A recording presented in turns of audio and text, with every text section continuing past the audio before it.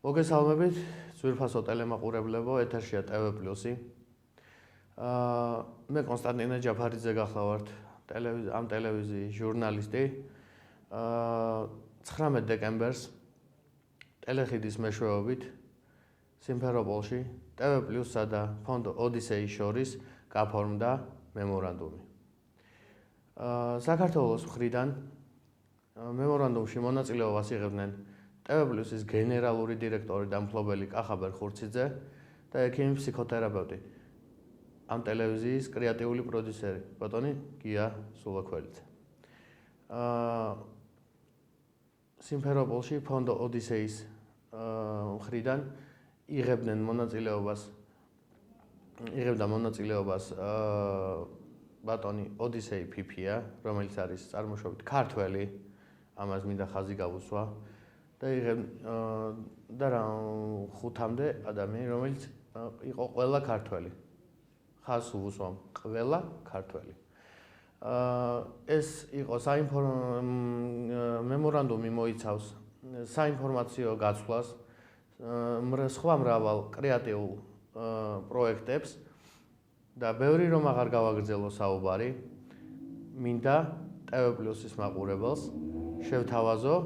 შევთავაზოთ ტელევიზიამ ის ვიდეო ჩანაწერი, იმ ტელეხიდის ვიდეო ჩანაწერი, რომელიც ჩაიწერა თბილისსა და ასე ვთქვათ სიმფეროპოლში.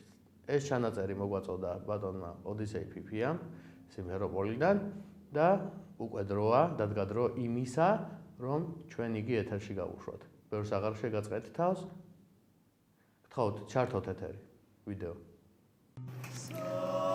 ამ წლის 19 დეკემბერს წმინდა ნიკოლოზის ხსენების დღეს ტელეკომპანია TV+-ის გენერალური დირექტორის კახა ხურციძისა და არაკომერციული ორგანიზაციის მეცნიერების, კულტურის და კინოს ხელშეწყობის ფონდი ოდისეის პრეზიდენტის ოდისეი ფიფიას ყირიმი სიმფეროპოლი შორის გაფორმდა ონლაინ მემორანდუმი.